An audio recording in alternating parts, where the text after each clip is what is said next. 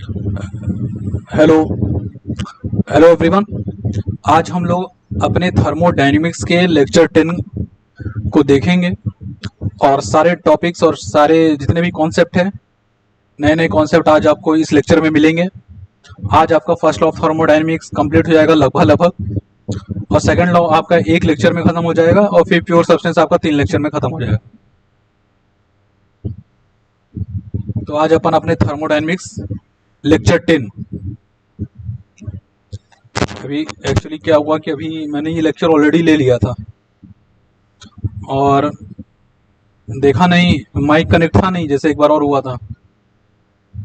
अब mic connect जब नहीं होता है तो फिर प्रॉब्लम हो जाती है, तो उसको पूरा डिलीट करना पड़ गया। 1.5 घंटा बर्बाद हो गया मेरा। और आज आपको फोटो भी मेरी काली काली दिख रही है, लेकिन एक्चुअल में काला हूं नहीं, लेकिन हो गया। थोड़ा लाइटिंग का दिक्कत है इस रूम में। मुझे पूरा विश्वास है आप लोग मैनेज कर सकते हैं। बाकी हम लोग वर्क ट्रांसफर और हीट ट्रांसफर की बात कर रहे थे, जो कि एनर्जी इंट्रैक्शन 2 तरीके से हो सकता है, हम लोग जानते हैं बेसिकली, हीट और वर्क। लेकिन हीट और वर्क मैं जब बोल रहा हूं तो ये आपको समझना पड़ेगा, ये एक्चुअली कोई प्रॉपर्टी नहीं है, ये पाथ फंक्शन होता है। और जब जो चीज पाथ फंक्शन होती है ना, तो आपको ऐसे बोलना पड़ता है हीट ट्रांसफर और वर्क ट्रांसफर, क्योंकि ये प्रोसेस पे डिपेंडेंट है। जैसे स्टेट 1 है, condition of the system state 1, फिर कुछ समय बाद उसमें कुछ बदलाव हुआ तो वो स्टेट 2 में पहुंच गया। तो स्टेट 1 से स्टेट 2 में जो पहुंचा, उस प्रोसेस के दौरान उनके बीच में उस पाथ में हीट ट्रांसफर वर्क ट्रांसफर होगा। पॉइंट 1 और पॉइंट 2 में हीट ट्रांसफर वर्क ट्रांसफर नहीं होता, इसीलिए इसको जो है पॉइंट फंक्शन हम नहीं बोलते, इसको हम लोग बोलते हैं पाथ फंक्शन। जो जो वर्क ट्रांसफर में जो जो भी उसकी जो करेक्टरिस्टिक्स थी, वो सारा का सारा हीट ट्रांसफर में भी वही सारी करेक्टरिस्टिक्स हैं। इसीलिए हीट हीट ट्रांसफर में भी हम कह रहे हैं पाथ फंक्शन। ये it is not a property, ये प्रॉपर्टी नहीं है। और इन एग्जैक्ट डिफरेंशियल का मतलब देखो,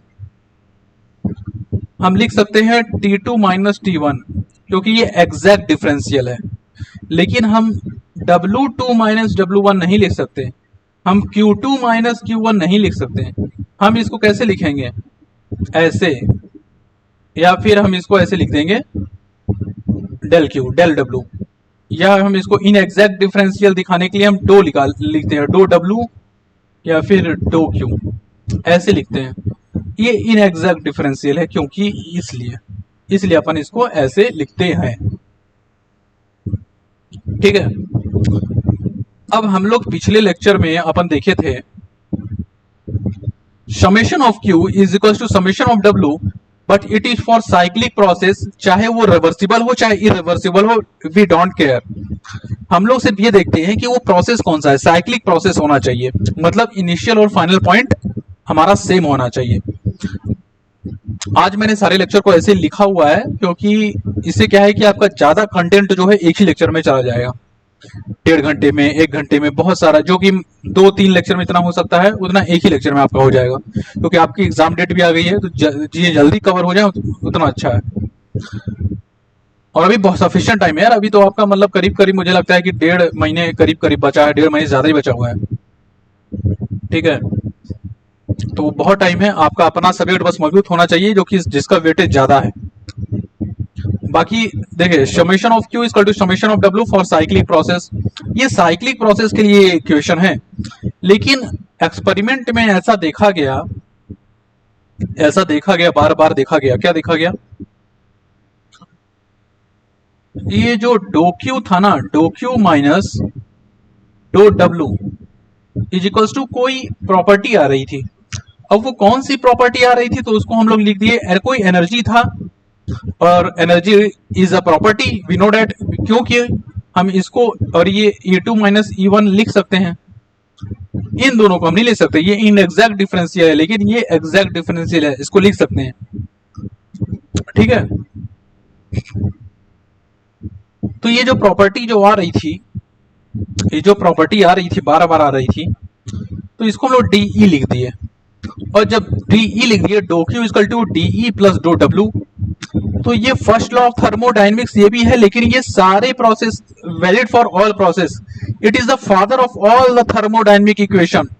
dough Q equal to DE plus do W, it is the father of all thermodynamic equation. और चेक भी कर लूं कि मैं, तो it is basically a father of all thermodynamics equation, ठीक है। जैसे माइक वाला जब कांटा जब हिलने लग जाए तो समझ जाओ कि माइक कनेक्टेड है। तो it is a father of all thermodynamic equation.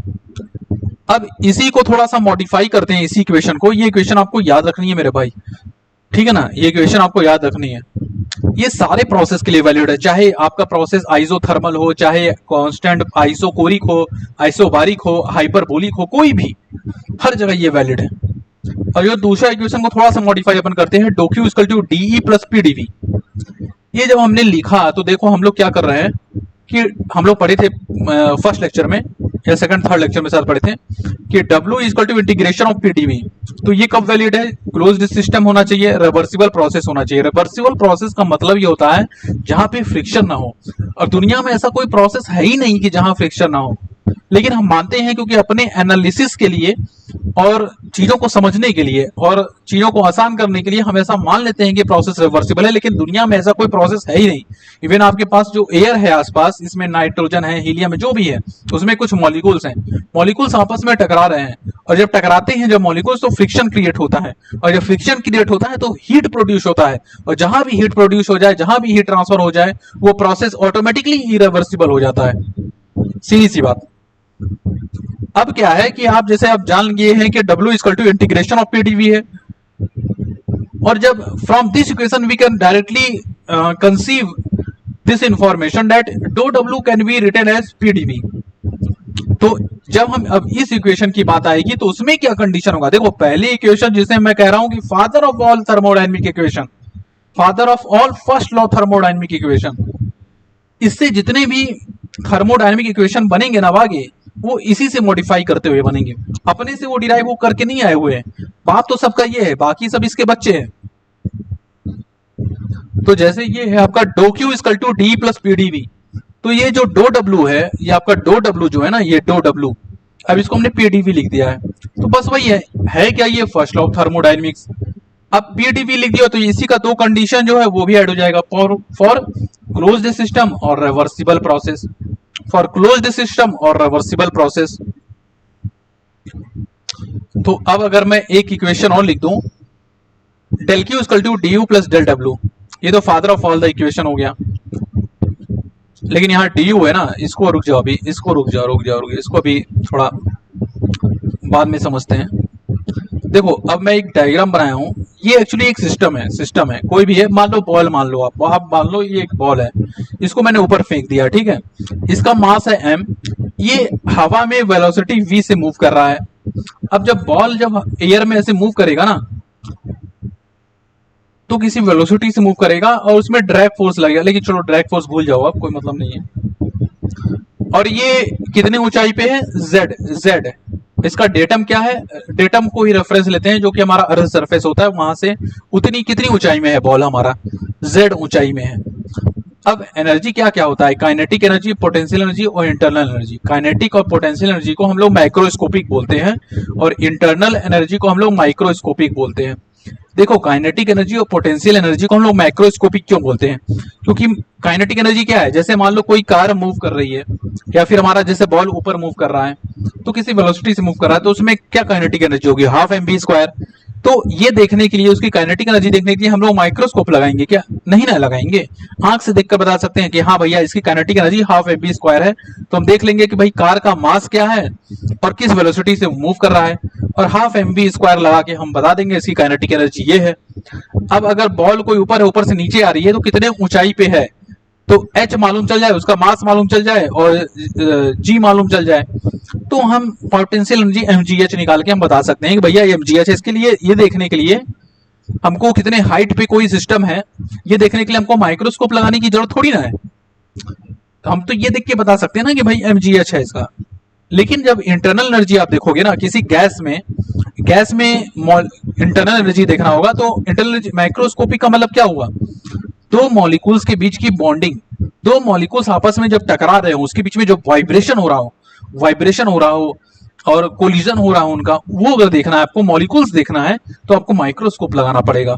इसीलिए इंटरनल एनर्जी को हम लोग माइक्रोस्कोपिक एनर्जी बोलते हैं, क्योंकि इसमें हम लोग को लगाना पड़ता है क्या, इसमें हम लोग को लगा कर देखना पड़ता है क्या कहते हैं, माइक्रोस्कोप, इसलिए इसको माइक्रोस्कोपिक बोलते हैं।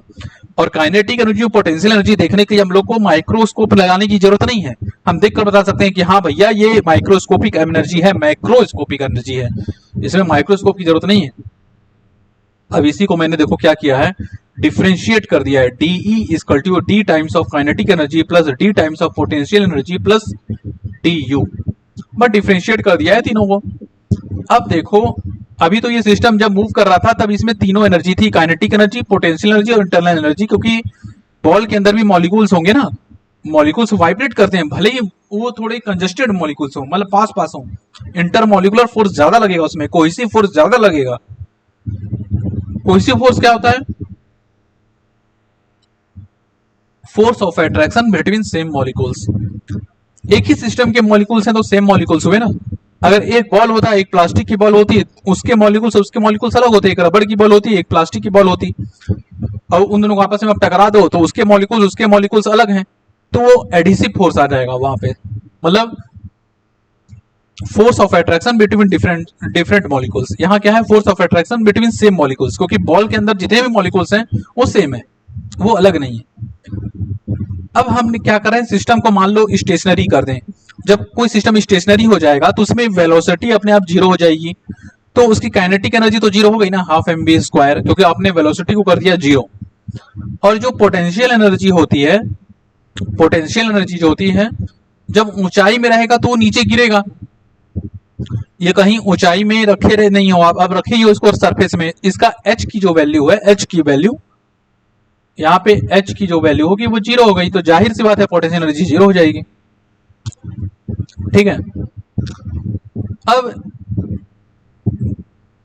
देखो, अब फर्स्ट लॉ ऑफ थर्मोडायनेमिक्स क्या हो रहा है, dough Q equal to D U plus del W हम लोग लिख दिए, क्यों, क्योंकि जब काइनेटिक एनर्जी और पोटेंशियल एनर्जी स्टेशनरी सिस्टम के लिए जीरो जब हो जाएगा तो एनर्जी में सिर्फ हमारा इंटरनल एनर्जी ही बचेगा, क्योंकि ये पार्ट और ये पार्ट जीरो हो गया, तो बचागा क्या, इंटरनल एनर्जी।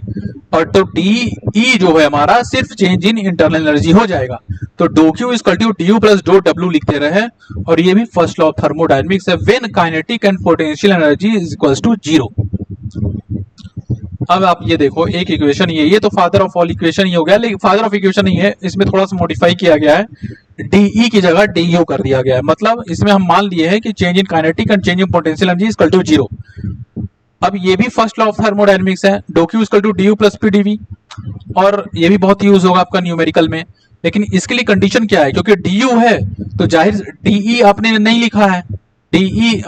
लिखा है, तो इसलिए काइनेटिक एनर्जी और पोटेंशियल एनर्जी जीरो है, आपने ये माना, और आपने वर्क डन को पीडीवी लिख दिया है, तो देख लो, work done is integration of PdV का क्लोज सिस्टम होना चाहिए और रिवर्सिबल प्रोसेस, क्योंकि आपने वर्क डन को पीडीवी लिख दिया है तो इसलिए क्लोज सिस्टम और रिवर्सिबल प्रोसेस।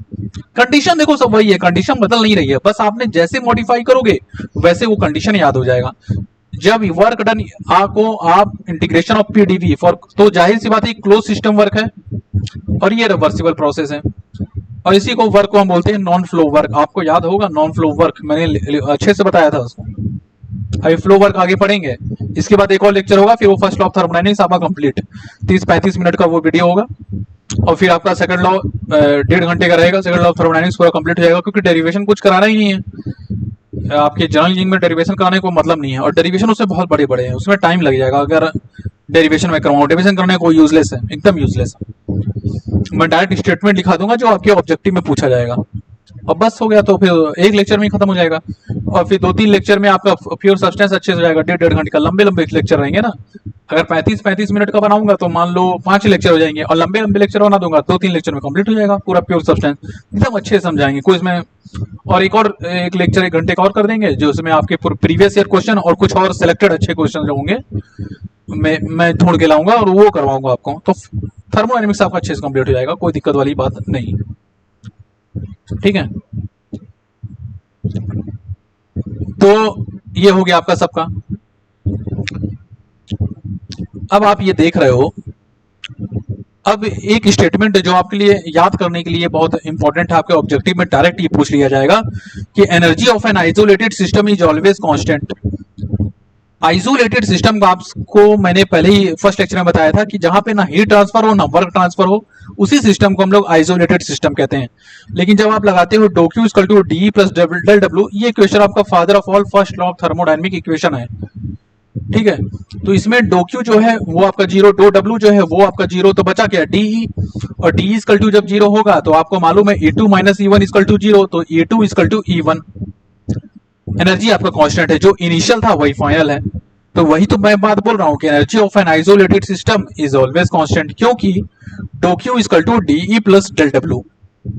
आज वाला लेक्चर आपको थोड़ा फास्ट लग रहा होगा, लेकिन ये जरूरी भी है, क्योंकि आप बाकी सब लेक्चर भी मुझे मालूम है, पूरा विश्वास है आप उसको 1.5 स्पीड से करके ही देखते रहोगे।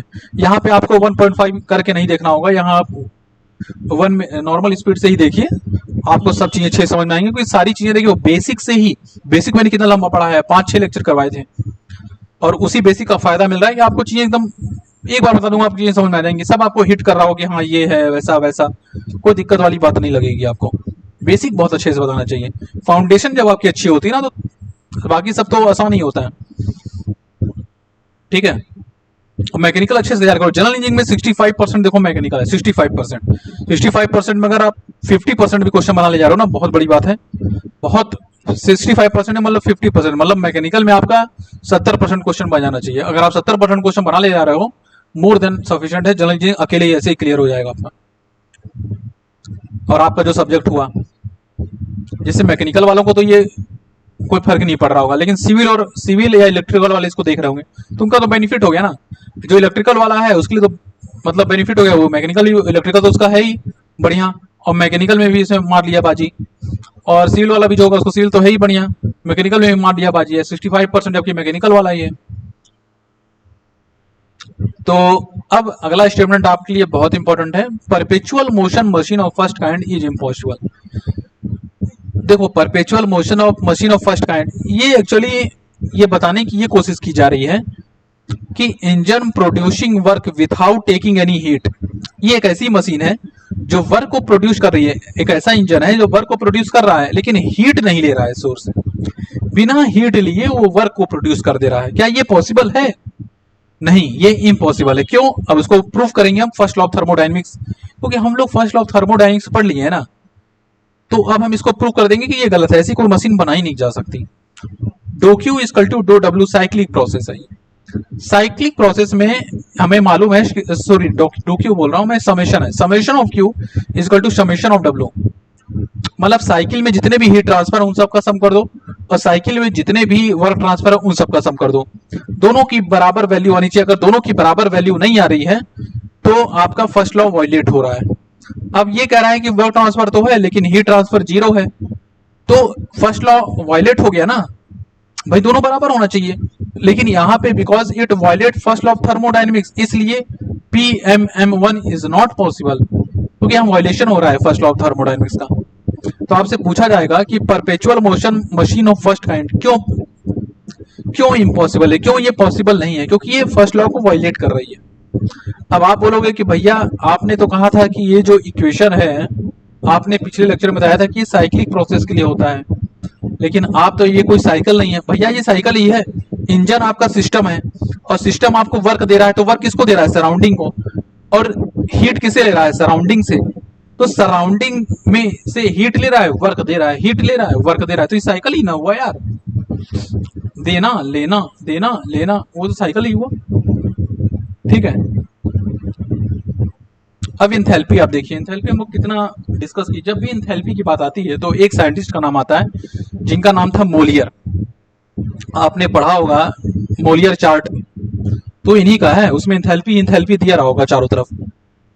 तो इंथैल्पी मोलियर ने एक्सपेरिमेंट कर रहे थे, तो वो देख रहे थे U प्लस पीवी, ये बार बार उनके एक्सपेरिमेंट में U प्लस पीवी जो है बार बार आ रहा था, तो उन्होंने एक टर्म का नाम दिया इंथैल्पी। U प्लस पीवी बार बार अपीयर हो रहा था उनके एक्सपेरिमेंट में, internal energy plus pressure into volume, ये बार बार आ रहा था। और ये इक्वेशन आप कहीं भी यूज कर सकते हैं, there is no restriction for using this equation, you can use anywhere, any where you want, there is no such condition for using this equation. कोई कंडीशन नहीं है मेरे भाई, ये आप कहीं भी यूज कर सकते हैं, ये एकदम रामबाण है, ये बहुत इंपॉर्टेंट है, बहुत ज्यादा इंपॉर्टेंट है। ठीक है, इसको तो मतलब आप क्या बताऊं, ये आपको डायरेक्टली पूछ लेगा, डायरेक्टली आपको ये पूछ लेगा ये। ठीक है, पहली चीज है।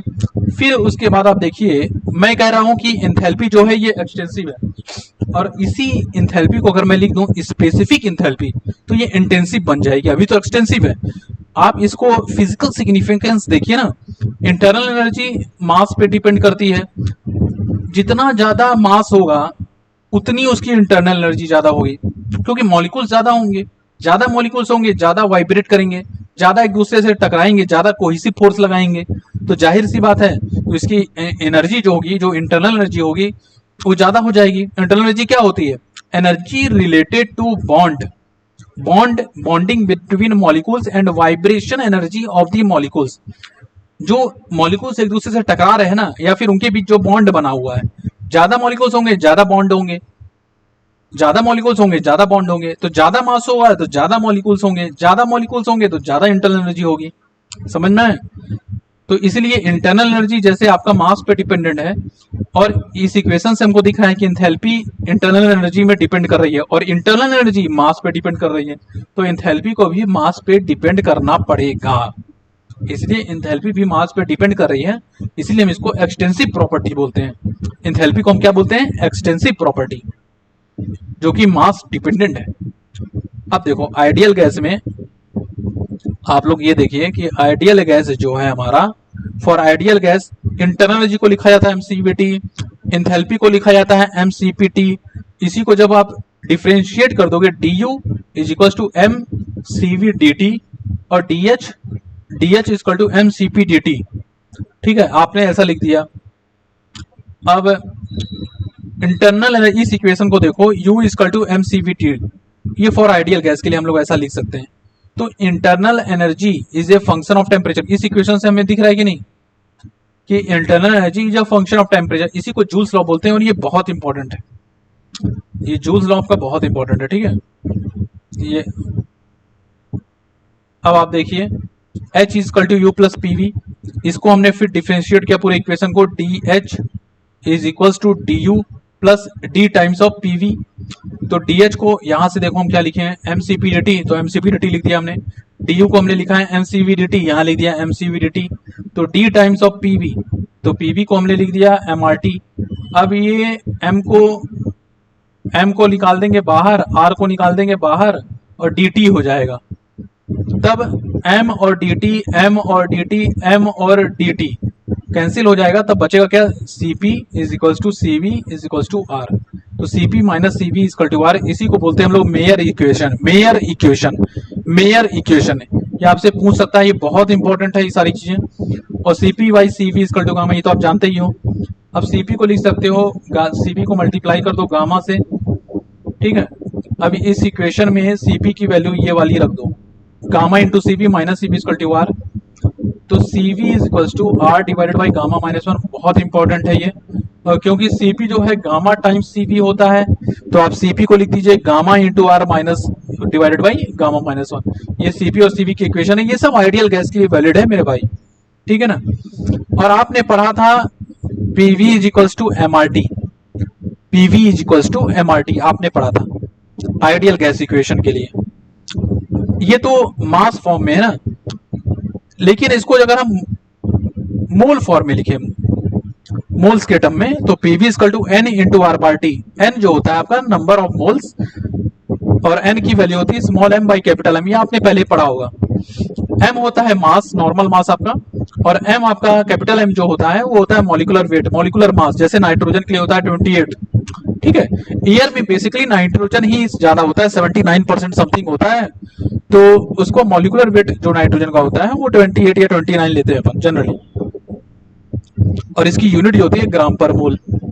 अब इसको अच्छे से देख लो, पीवी इक्वल टू एमआरटी। अभी मैंने ये सब पढ़ा चुका था, उसका ऑडियो मेरा बंद था, तो जब ऑडियो इसका बंद था, कनेक्ट था नहीं, तो जब कनेक्ट नहीं रहता है ना, तो फिर आप आवाज ही नहीं आती आपको, इसलिए मुझे दोबारा फिर पढ़ना पड़ रहा है। और इसमें देखो मेरा वीडियो भी कितना बेकार दिख रहा है, मेरा इसमें वीडियो जो है मतलब पूरा काला कर दिया है, मतलब अच्छे खासे मतलब आदमी को काला कर दे रहा है। चलो काला भी क्या, खराब थोड़ी ना है, काले हुए तो क्या हुआ, दिल वाले हैं। एक से बढ़कर एक बढ़िया गाना बना हुआ है।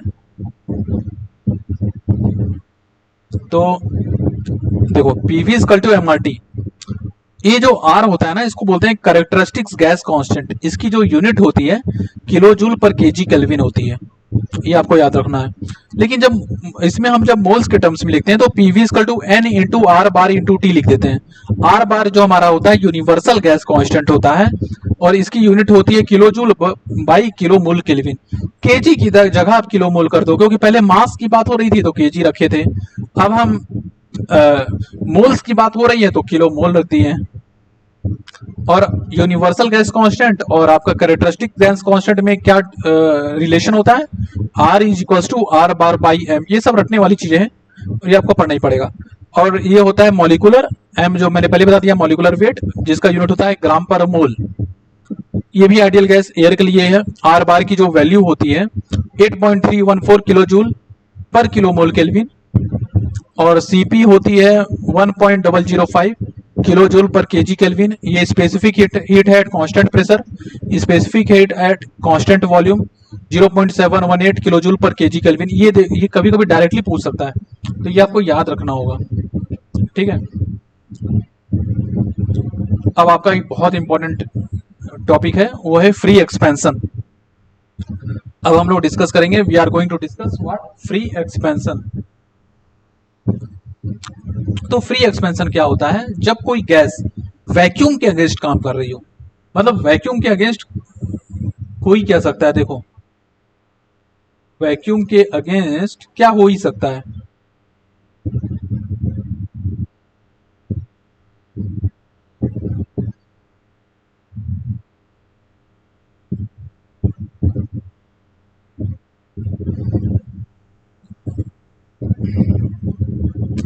वैक्यूम का मतलब होता है जहां कोई गैस ना हो, जहां कोई गैस नहीं है। जब कोई गैसें नहीं है तो क्या ही वर्क होगा भाई, सोचो ना। जहां कोई गैसें नहीं है, जहां कोई गैस ही नहीं है, तो वहां क्या ही वर्क करेगा कोई। वहां कोई वर्क हो सकता है क्या जहां कोई गैस ही ना हो। वैक्यूम का मतलब क्या होता है, जहां कोई गैस नहीं होती। और जब कोई वहां गैस कोई एक्सपेंड करेगी या उसमें आएगी और फिर फैलेगी, तो क्या वर्क करेगी, कुछ नहीं, क्योंकि रोकने वाला कोई होना चाहिए ना। कोई रिस्ट्रिक्शन ही नहीं, आराम से फैल जाएगा। तो जैसे इसलिए बहुत तेजी से फैलता है ये, इसलिए इसको हम लोग बोलते हैं very fast process expansion of the gas against vacuum. Free expansion में आपको ये दो चीजें याद रखनी है, एकदम मिनिमम संक्षिप्त में जो नोट्स होता है, और उसको समझाते हुए आपको एकदम मैं दे रहा हूं। अब देखो मान लो एक इंसुलेशन किया हुआ है और एक हम कंटेनर रख रहे हैं, उसमें बीच में पार्टीशन बनाए हुए हैं, वॉल है मान लो, ठीक है। एक दीवार बना के रख दिए, एक तरफ गैस है और एक तरफ वैक्यूम है। वैक्यूम का मतलब कुछ है ही नहीं, खाली, उसमें गैस भी नहीं है, एयर भी नहीं है, आपका कुछ नहीं है। इधर आपका एक साइड गैस है, और ये इंसुलेशन का मतलब ये होता है ना अंदर की हीट बाहर जाएगी ना बाहर की हीट अंदर आएगी, मतलब हीट ट्रांसफर आपका जीरो हो जाएगा।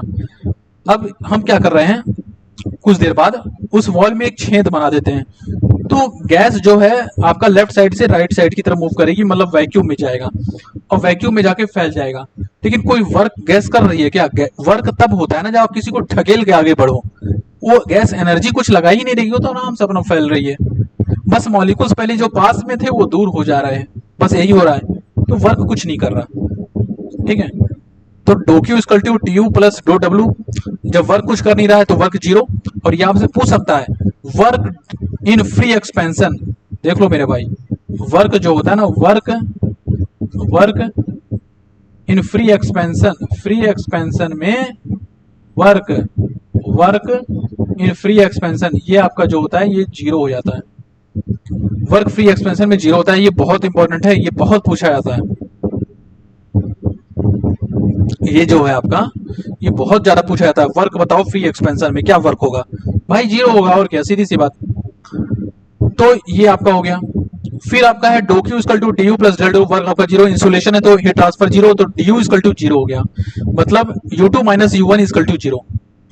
डी यू का क्या है, मतलब change in internal energy equal to zero, मतलब U two minus U one equal to zero, मतलब U final equal to U initial, मतलब शुरुआत में जो इंटरनल एनर्जी थी वही लास्ट में भी इंटरनल एनर्जी है।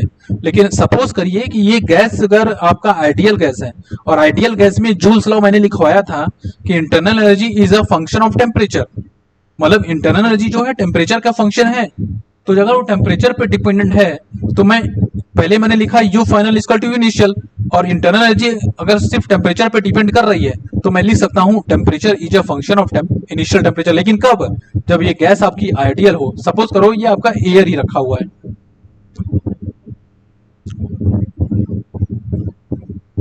ठीक है,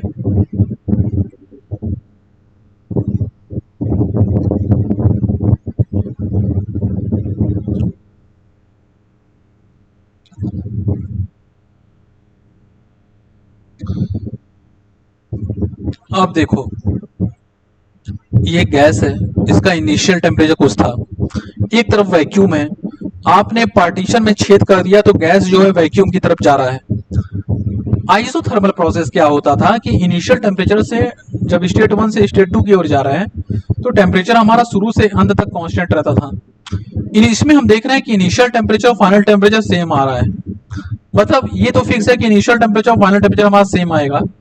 तो इनिशियल से जब फाइनल की ओर जा रहे हैं तो हम ये देख रहे हैं कर्व, जो हमारा कर्व बन रहा है, पहले हमारा टेम्परेचर घट रहा है, यहां तक घटा, फिर उसके बाद टेम्परेचर हमारा बढ़ रहा है। फ्री एक्सपेंशन का ग्राफ ऐसे ही बनता है। हम देखिए एक्स एक्सिस में कुछ नहीं लिए हैं तो उससे कंफ्यूज नहीं होना है, हम ये बस देख रहे हैं टेम्परेचर के चलते क्या बदलाव हो रहा है, हमें इससे मतलब नहीं है एक्स एक्सिस में क्या है, हमें मतलब इससे बस ये देखना है कि टेम्परेचर में क्या बदलाव आ रहा है, इसलिए मैंने ग्राफ इसमें ऐसा बनाया। अब आप देखो इनिशियल में टेम्परेचर घटा, क्यों, क्योंकि एक्सपेंशन हो रहा था ना, जब गैस जब फैल रही थी तो सारे उसके मॉलिक्यूल्स जो है दूर दूर जा रहे थे, तो जब मॉलिक्यूल्स जब पास पास होते तो एक दूसरे के ऊपर इंटरमॉलिक्यूलर फोर्स लगा रहे होते या टकरा रहे होते या वाइब्रेशन हो रहा होता, वाइब्रेशन होता तो फ्रिक्शन जनरेट होता, फ्रिक्शन जब जनरेट होता तब हीट प्रोड्यूस होती है, और जब हीट प्रोड्यूस होती है तो टेम्परेचर बढ़ता।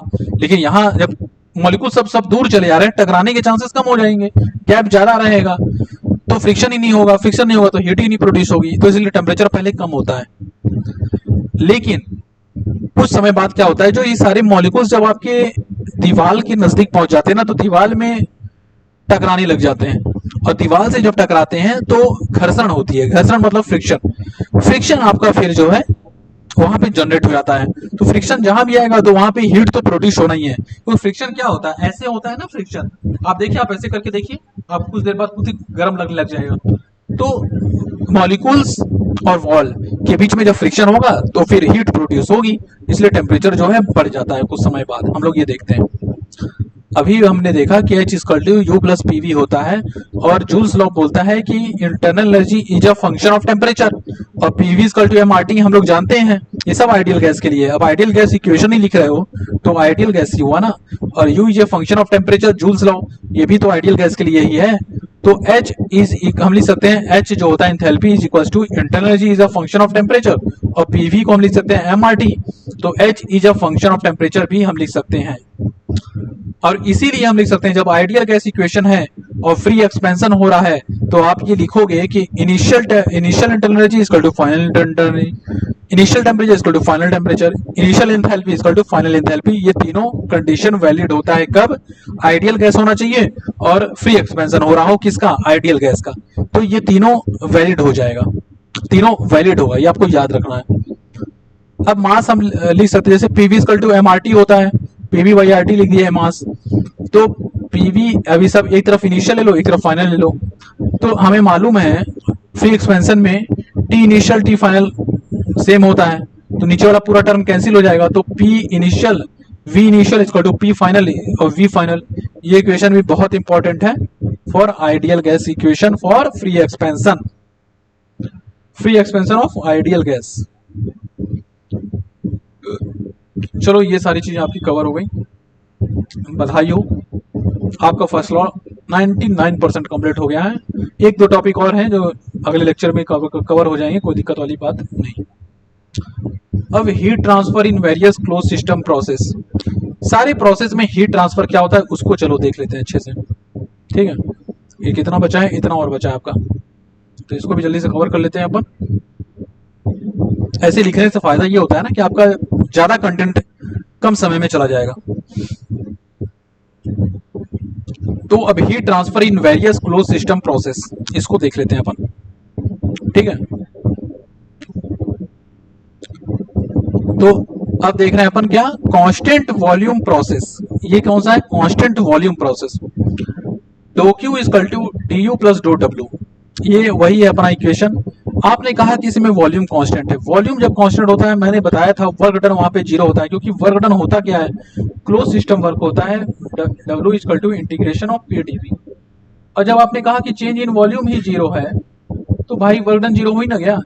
तो वॉल्यूम जब कांस्टेंट होता है तो वर्क डन जीरो, ये वाला टर्म आपका जीरो हो गया, ये वाला टर्म जीरो हो गया, तो जो आपकी जो हीट ट्रांसफर है ना वो डी यू के बराबर हो जाएगी। डी यू के बराबर का मतलब क्या हुआ, M C V D T. ये इक्वेशन वैलिड हो जाएगी किसके लिए, heat transfer for constant volume process. अब देखो कांस्टेंट प्रेशर भी देख लो आप लोग, कांस्टेंट प्रेशर देख लो। जब कांस्टेंट प्रेशर होता है मतलब पीडीवी आपने लिखा, डो Q equal to D U plus dough W की जगह हम पीडीवी लिख रहे हैं, क्योंकि क्लोज सिस्टम तो है ही और प्रोसेस रिवर्सिबल अपन मान के रहे हैं, ना मानते तो एक भी इक्वेशन ना लिख पाते। ठीक है, तो आप इसको लिख सकते हो क्या, डो क्यू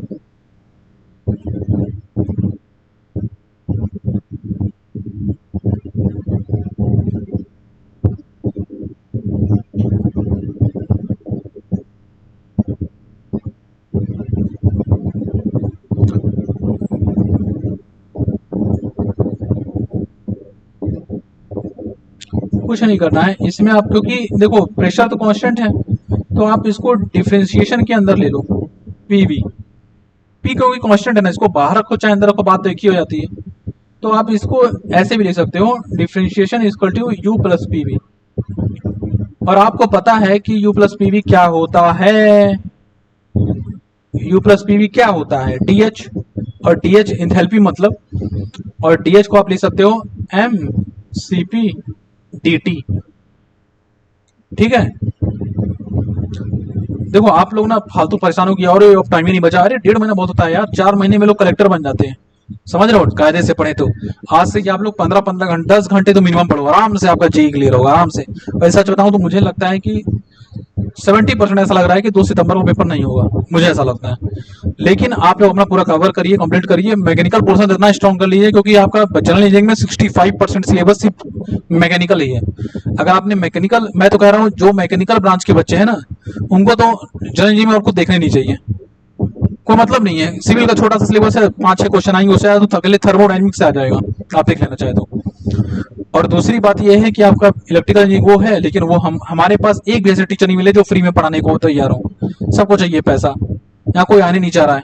मुझे जो बता रहा था, मतलब जिस बंदे का ये यूट्यूब चैनल है, वो सर बता रहे थे कि मतलब कि कोई भी मिल नहीं रहा है।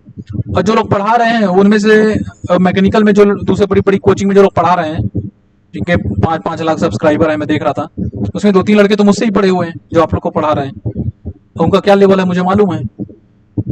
तो कंफ्यूज नहीं होना है, आप मैकेनिकल वाले पोर्शन को बहुत अच्छे से स्ट्रॉन्ग कर लीजिए, आपका जनरल इंजीनियरिंग में नैया पार हो जाएगी। ठीक है, वो टाइम अब बहुत कम बचा है, आपका सब्जेक्ट बहुत मजबूत होना चाहिए, तो वेटेज उसी का बहुत ज्यादा है।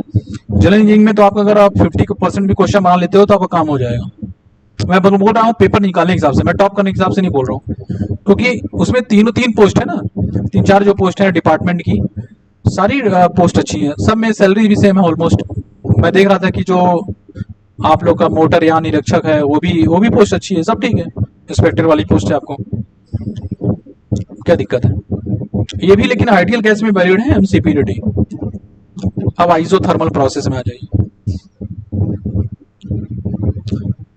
तो ये है। और दूसरी बात ये हो गई है ना कि इस साल वैकेंसी आई है, पिछले 20 साल में ये वैकेंसी नहीं आई थी। कौन वाली, एक आई है पेटेंट ऑफिसर, यूपीएससी की क्लास 1 ऑफिसर, ये आईएएस के बराबर का ये होता है ऑफिसर। ये 20 से 25 साल में वैकेंसी निकली है इस साल।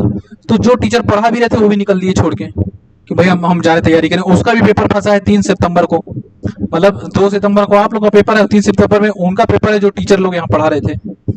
अब वो लोग क्योंकि अचानक वैकेंसी आ गई, क्लास 1 ऑफिसर का है, जो क्लास 2 ऑफिसर भी हैं वो भी इसका दे रहे हैं, जो पीएसयू में है वो भी इसमें अपियर हो रहे हैं। बहुत बड़ी जॉब है, मतलब आईएएस के बराबर का है तो कोई क्यों छोड़ेगा इंजीनियरिंग बैकग्राउंड का आदमी, बताओ। सभी लोग देंगे पेपर। तो जो लोग पढ़ा रहे थे वो बिना सब्जेक्ट कंप्लीट किए लग गए अपने उसमें, तो 25 साल बाद वो मौका मिल रहा है, सोच लीजिए आप।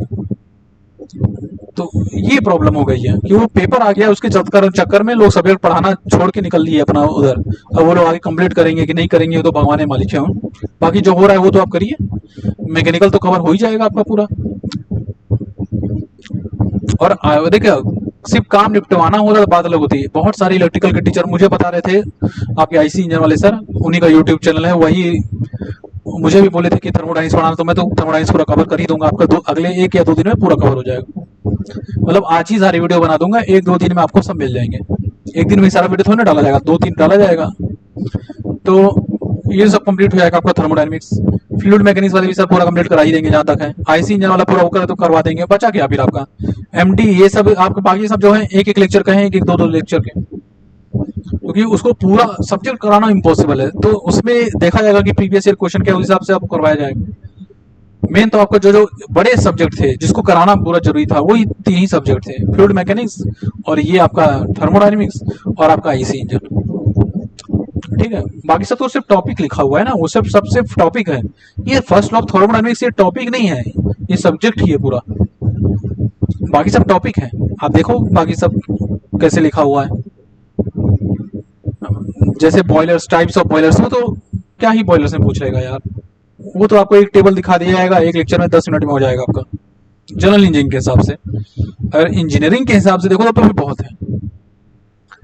तो अब ये आपका आइसोथर्मल प्रोसेस, जहां टेम्परेचर कांस्टेंट होता है, इसी को हम लोग बोलते हैं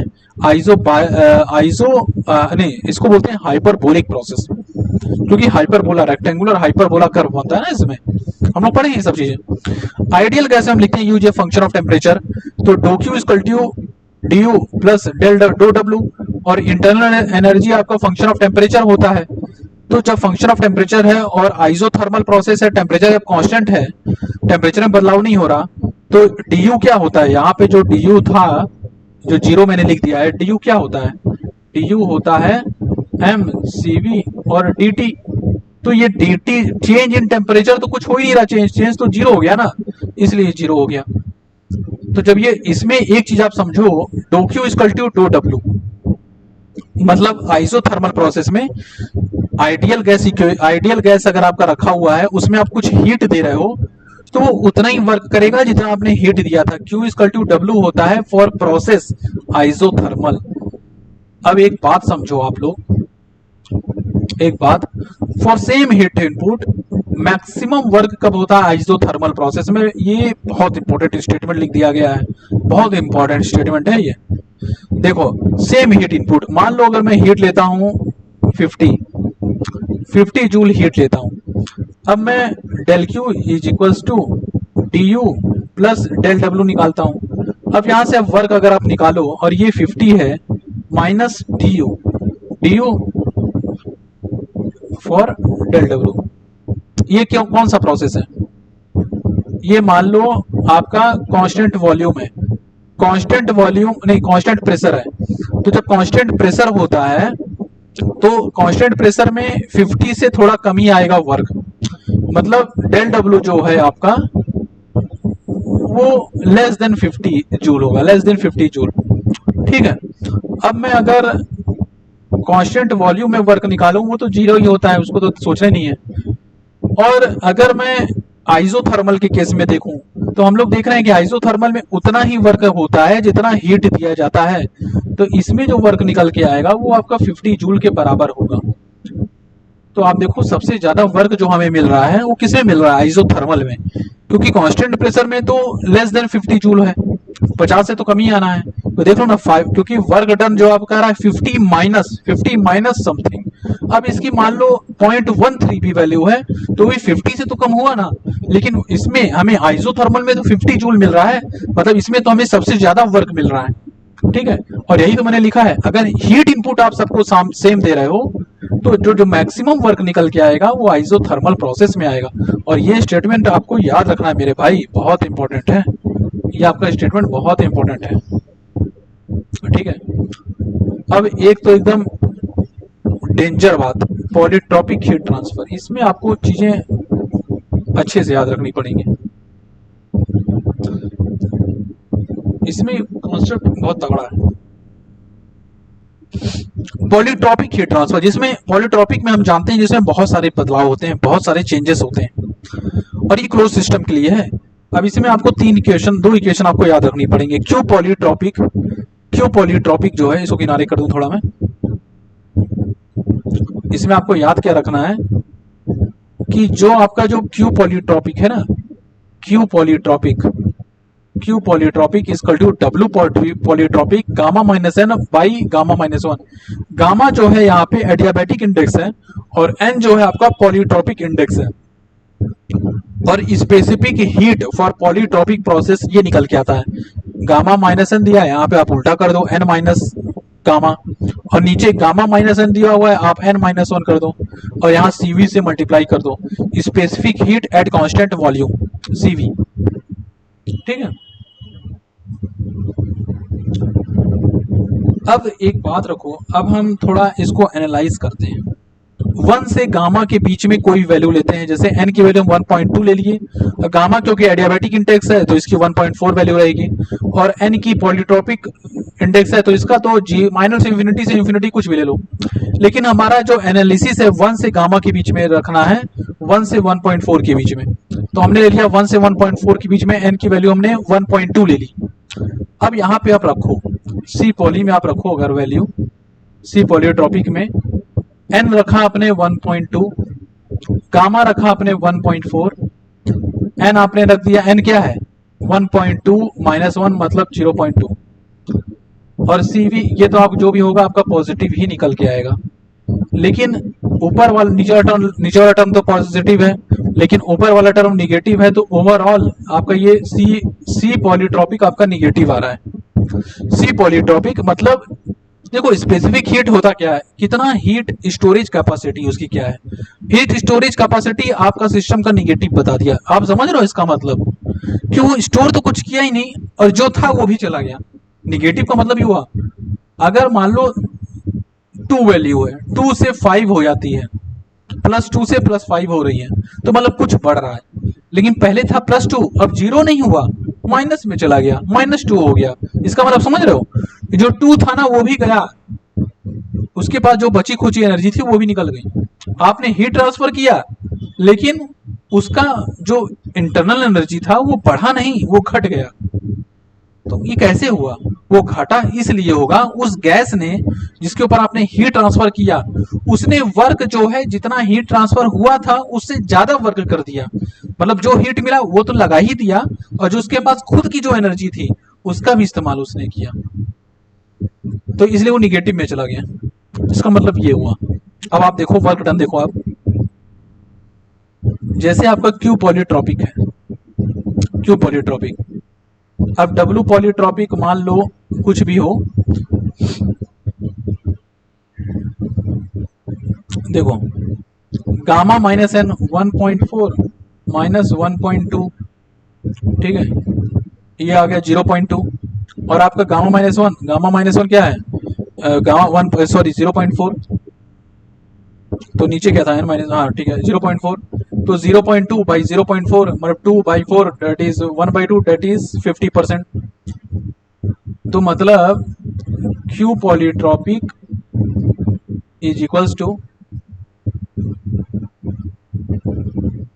0.5 टाइम्स ऑफ W पॉलीट्रॉपिक। ठीक है,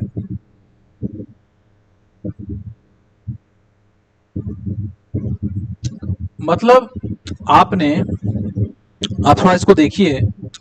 अब मैं अगर क्यू पॉलीट्रॉपिक को क्यू अगर ले लूं, क्यू ले लूं अगर 20, तो W क्या आ रहा है पता है? 40 आ रहा है। वही तो मैं आपसे कब से बता रहा हूं कि आपने हीट दिया 20 जूल का, 20 जूल आपने हीट दिया, तो वर्क कितना गैस कर रहा है? वर्क कर रहा है 40 जूल। मतलब 20 जूल तो जो हीट दिया था उसका, वो एनर्जी को इस्तेमाल करके उसने वर्क किया, और 20 जूल जो एक्स्ट्रा जो वर्क किया है ना, वो जो उसके पास पहले से इंटरनल एनर्जी थी उसका इस्तेमाल करके उसने वर्क किया है। तो जब इंटरनल एनर्जी का इस्तेमाल करेगा तो उसके अंदर जो गैस थी उसका जो भी टेम्परेचर स्टार्टिंग में रहा होगा ना, उससे टेम्परेचर कम हो गया होगा, क्योंकि उसने एनर्जी का इस्तेमाल कर दिया ना, अपनी इंटरनल एनर्जी का, अपनी जो अंदर शक्ति है उस शक्ति का उसने इस्तेमाल किया।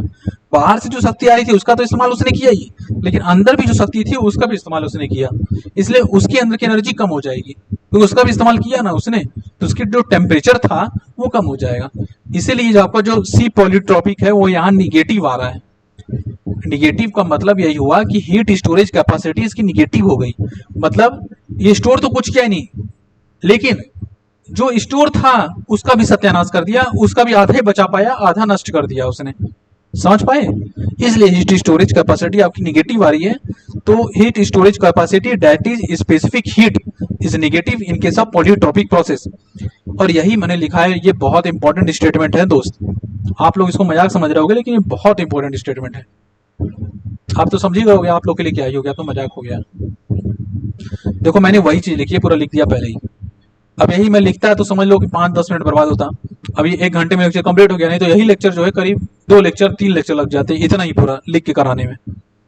इसलिए पहले ये लिख लो, ज्यादा बढ़िया है। फॉर 1 से gamma C poly is negative. In such a process, through there is a supply of heat, there is a reduction in temperature. Heat का सप्लाई हो रहा है, लेकिन टेम्परेचर का रिडक्शन हो रहा है, जो उसमें गैस है उसका टेम्परेचर कम हो रहा है। क्यों?